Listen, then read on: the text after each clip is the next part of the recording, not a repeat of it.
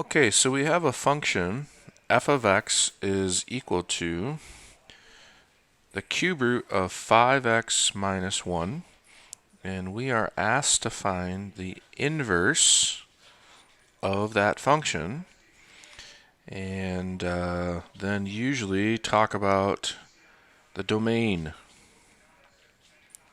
of that function. So the first thing we have to do is find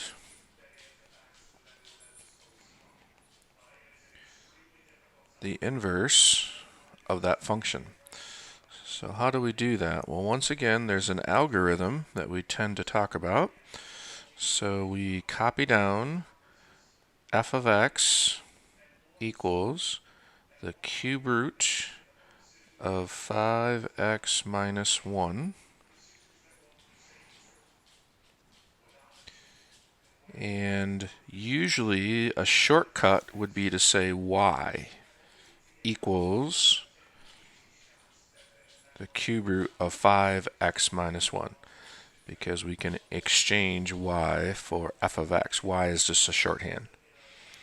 So the first thing to do is copy it down and then make it equal to y. This is easier to write all the time than the f of x. The second thing to do is then to interchange the y and the x. So this is the cube root of 5y minus 1 equals x. That's the second step. First step is to copy it down and write y instead of the f of x. Second step is to interchange where you see x and y. And then the third step is solve for y. So I'm going to recopy it down. The cube root of 5y minus 1 equals x. So we're solving for y. We need to get y on one side of the equation and everything else on the other side of the equation. So the first step that I need to do is undo this cube root. So how do I undo a cube root? Well, I remember that the cube root of 5y minus 1 is the same thing as 5y minus 1 raised to the 1/3. That means cube root. That means the same thing, and that's equal to x.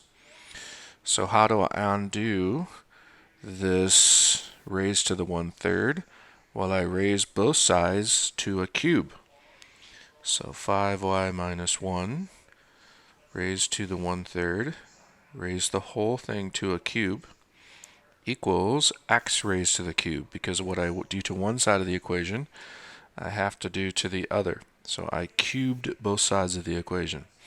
And when I do that, this cubed becomes simplified because the third and the 1/3 simplify with each other to be 3 over 3, and 3 over 3 is 1. So let me write that step.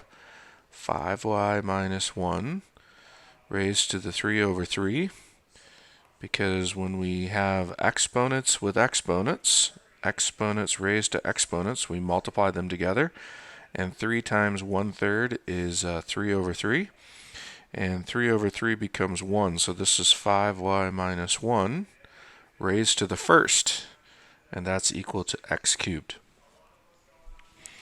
Okay, 5y minus 1 raised to the first is equal to x cubed.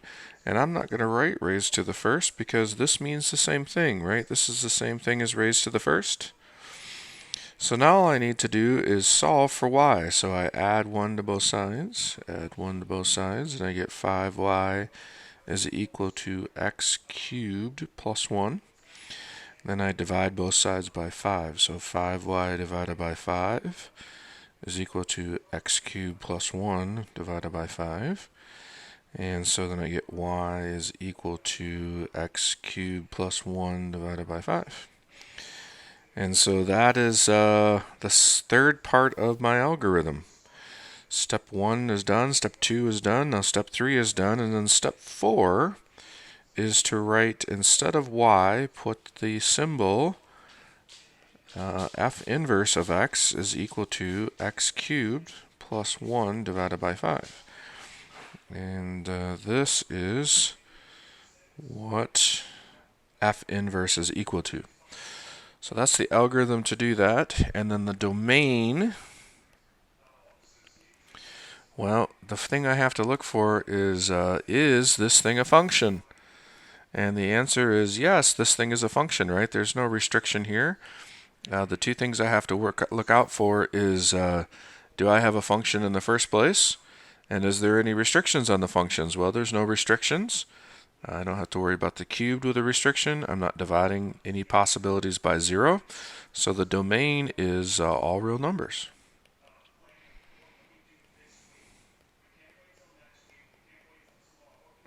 And so let's see here.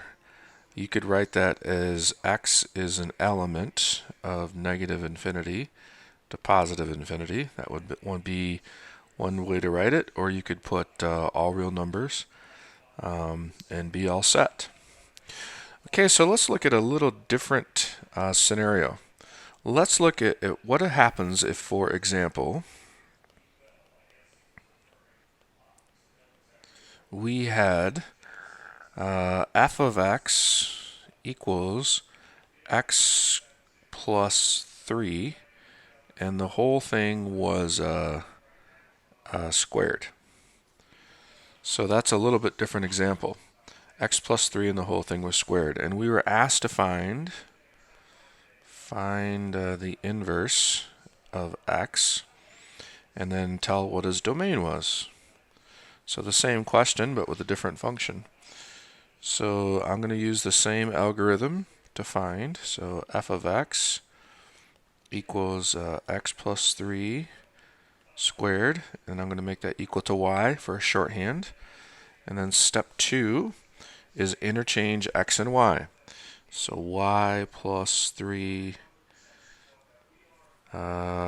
squared is equal to x. So I just interchanged x and y. Step 3 is solve for y. So get y on one side and everything else on the other side. So then step 4 is doing that. So step 3 is doing that. So let's do that. Y plus 3 squared equals x. So in order to do this, I'm going to take the square root of both sides. So y plus 3 quantity squared, and to undo the squared, I'm going to take a square root. And that's the same thing I have to do to both sides. Take the square root of both sides. So then on the left-hand side, I have y plus 3 equals the root of x, square root of x.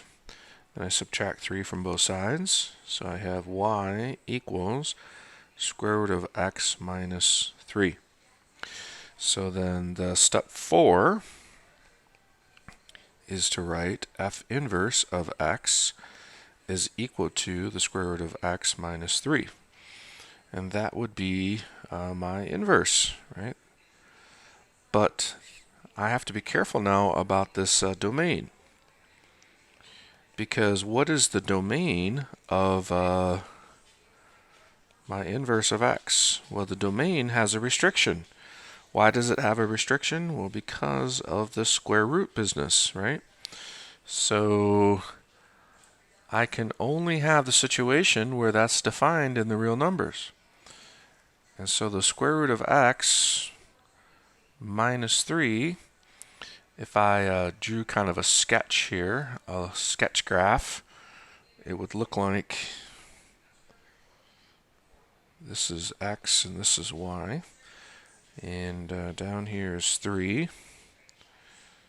That's 3. It would sort of look like this is minus 3, minus 2, minus 1, and 0. So minus 3. It would look something like this. Okay?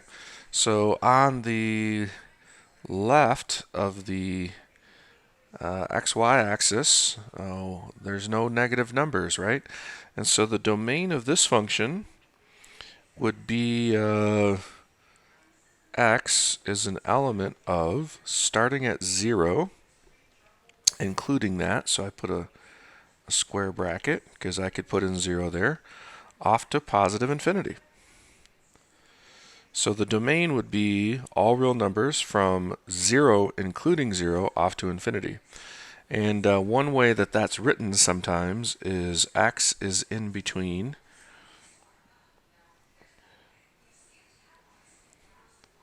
infinity and 0. That these two things mean exactly the same thing, just different notation. So the domain of this inverse, domain of the inverse of that original function x is in between infinity and 0. Okay, so I hope this video helps. Let me know if you have any more questions.